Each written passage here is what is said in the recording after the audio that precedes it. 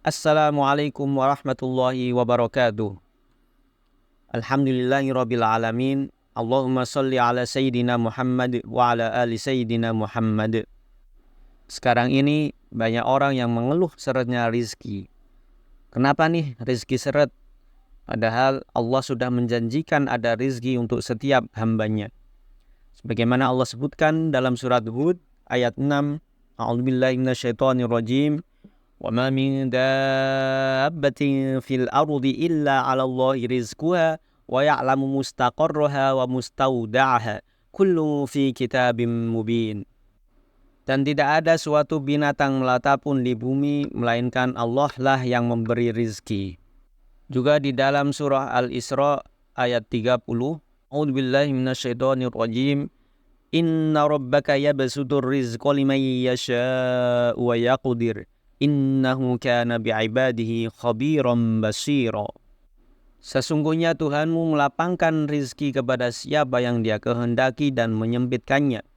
Sesungguhnya Dia maha mengetahui lagi maha melihat akan hamba-hambanya.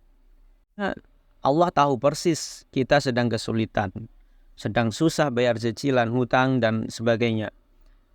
Tapi apa yang menyebabkan rizki seret?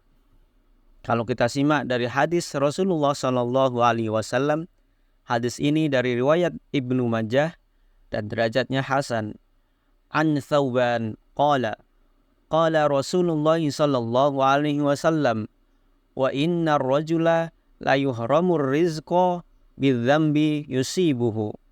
Sesungguhnya seseorang terhalang rizkinya karena dosa yang ia lakukan.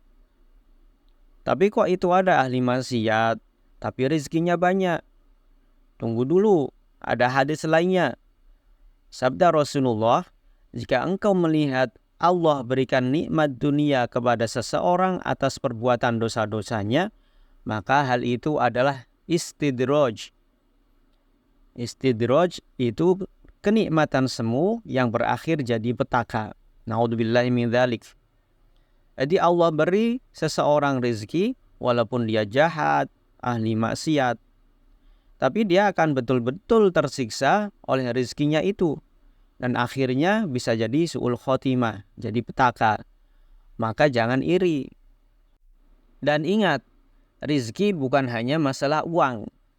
Kenapa nih ibadah saya jadi susah? Kenapa saya malas baca Al-Quran? Kenapa saya tidak mau ke masjid? Semua itu juga bagian dari rezeki yang terangkat, dicabut, disulitkan. Penyebabnya adalah maksiat.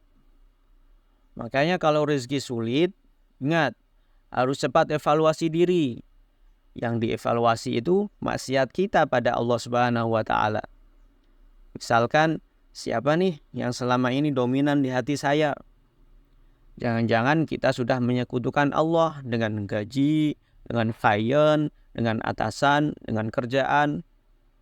Lupa kalau Allah yang memberi rizki. Selanjutnya, kita munafik tidak. Salah satu ciri munafiknya kita adalah kita berat untuk pergi ke masjid. Rasulullah SAW pernah menyampaikan, sholat subuh dan isya itu berat sekali bagi orang munafik.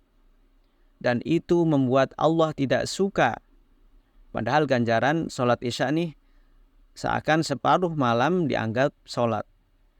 Sementara ganjaran sholat subuh seakan sepanjang malam dianggap sholat terus-menerus. Belum lagi zina mata, maksiat mulut, maksiat pikiran. Maka silakan periksa diri Anda. Kalau kita kepada Allahnya tidak serius, bahkan berburuk sangka padanya, kemudian tidak mau mematuhi perintah Allah, bahkan larangan-larangan Allah pun dilabrak, seperti inilah yang menghilangkan keberkahan rizki. Mungkin diseretkan dalam rizkinya, atau mungkin juga diseretkan dalam keberkahannya.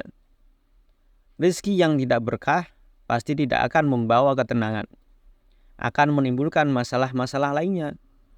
Maka yang merasa rizki seret, silakan ingat dosa Anda. Jangan iri lihat orang lain yang banyak uang karena dosa. Karena tadi, yang seperti itu adalah istidraj, cara Allah menghinakannya. Na'udzubillahi min dzalik. Yang kedua, kufur nikmat. Dalilnya, la in syakartum la azidannakum wa la in kafartum inna adabi lasyadid. Jadi makin kita bersyukur, makin Allah tambah rezeki kita. Tapi kalau kita kufur nikmat, meremehkan apa yang sudah Allah berikan, Allah berikan sehat, tidak disyukuri. Allah berikan nafas, tidak kita syukuri. Kita bisa sholat pun tidak kita syukuri. Hanya sibuk dengan kekurangan, bahkan mencela. Ini yang menghambat rizki.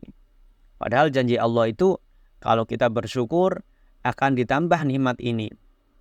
Saat kita menjalani situasi yang sulit, kita harus tambah bersyukur. Karena Allah memiliki segala janji.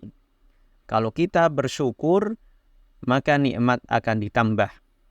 Maka hati-hati nih yang kufur nikmat, yang jarang sibuk mensyukuri nikmat Allah. Karena sikap itulah yang membuat kita seret rizki. Selanjutnya, yang ketiga adalah malas. Tidak sungguh-sungguh. Salah satunya adalah tidur sesudah sholat subuh. Itu jelas sekali menghambat rizki. Rasulullah pun sudah mengingatkan tentang ini. Orang yang tidur sampai siang, itu rizkinya nggak akan berkah. Kemudian malas dalam silaturahim. Malas dalam mengerjakan tugas. Segala kemalasan itu menutup pintu rizki. Kata Allah, innallaha la yughayyiru ma biqaumin hatta yughayyiru ma bi anfusihim. Sesungguhnya Allah tidak merubah nasib suatu kaum kecuali kaum itu merubah nasibnya sendiri. Dan yang keempat, berprasangka buruk pada Allah. Ingat hadis qudsi ini. Ana indi dhanni abdi bi. Aku sesuai dengan prasangka hambaku. Jadi yang membuat rizki seret diantaranya adalah prasangka buruk kita kepada Allah. Tidak berprasangka baik bahwa Allah yang menjamin rizki, bahwa Allah maha mencukupi kita. Tidak berprasangka baik bahwa Allah kuasa menolong kita dalam situasi apapun. Kalau kita berprasangka baik kepada Allah yang disertai dengan kepatuhan kepada yang Allah perintahkan, maka itulah yang akan mendatangkan pertolongan dari Allah Subhanahu wa Ta'ala. Sahabat beriman, semoga seretnya rizki ini membuat kita banyak tobat, makin taat, makin semangat berikhtiar, makin sering bersilaturahim, dan membuat hati kita makin selalu husnudzon kepada Allah Subhanahu wa Ta'ala.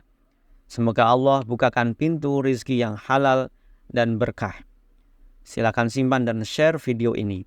Sekian, semoga bermanfaat. Wassalamualaikum warahmatullahi wabarakatuh.